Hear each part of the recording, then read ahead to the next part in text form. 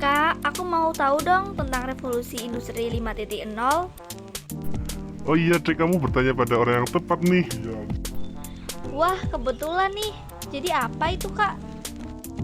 Jadi revolusi 5.0 adalah sebuah konsep yang berkaitan dengan penerapan perkembangan teknologi terkini guna mendukung terciptanya digitalisasi dan sistem otomatisasi pada suatu industri, khususnya pada segi produksi.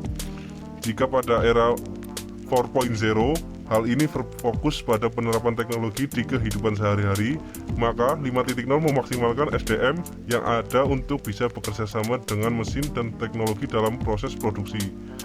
Dalam hal ini, manusia dan teknologi saling bersinergi, atau bisa dikatakan manusia menjadi bagian dari teknologi tersebut.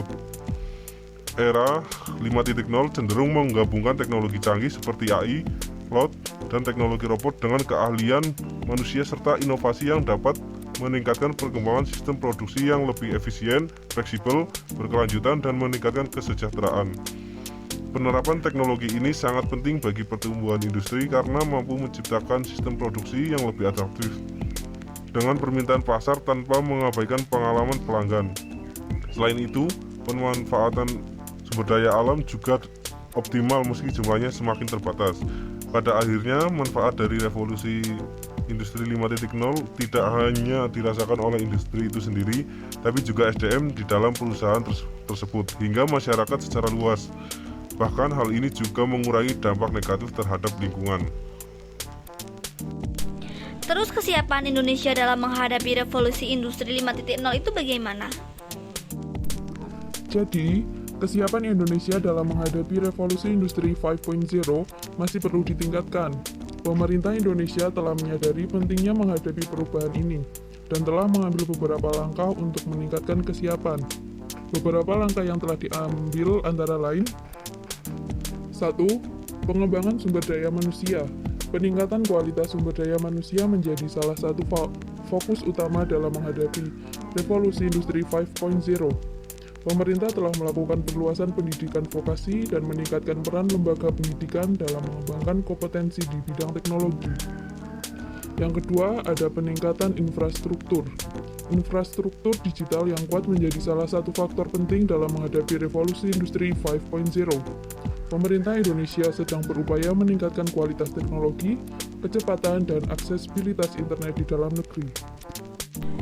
Terus masih ada lagi nggak, Kak?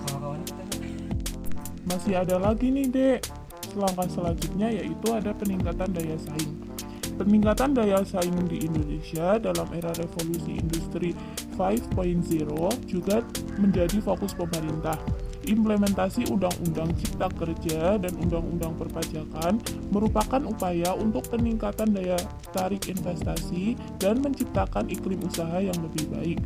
Meskipun langkah-langkah tersebut telah diambil, masih ada banyak tantangan yang harus dihadapi oleh Indonesia dalam menghadapi revolusi industri 5.0.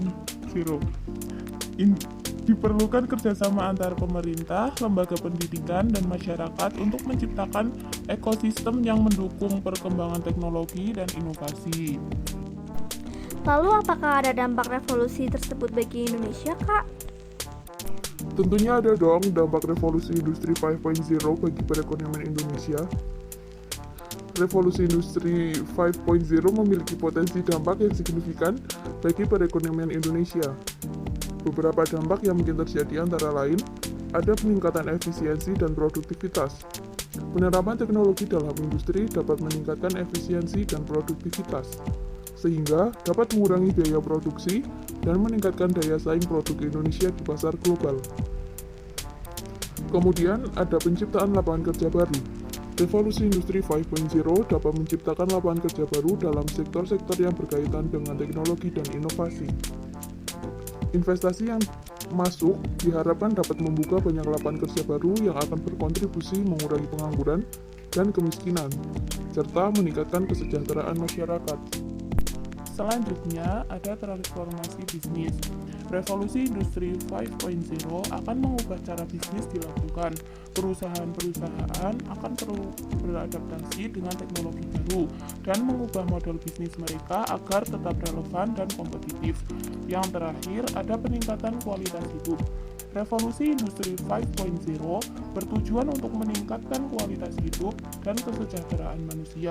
Penerapan teknologi dalam berbagai sektor seperti kesehatan dan transportasi dapat memberikan manfaat yang signifikan bagi masyarakat secara luas. Namun, dampak revolusi industri 5.0 juga dapat menimbulkan tantangan seperti perubahan dalam kebutuhan tenaga kerja dan ketimpangan ekonomi. Oleh karena itu, penting bagi Indonesia untuk terus beradaptasi dan mengembangkan strategi yang tepat dalam menghadapi perubahan ini.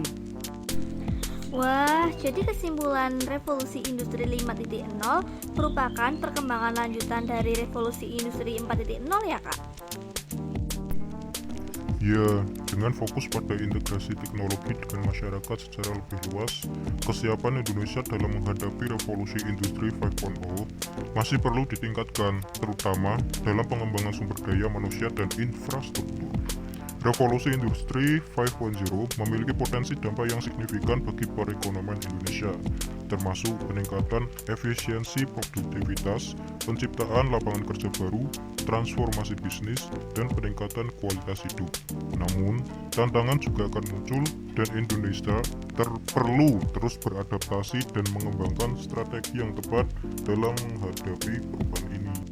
Yeay, terima kasih ya Kak atas penjelasannya.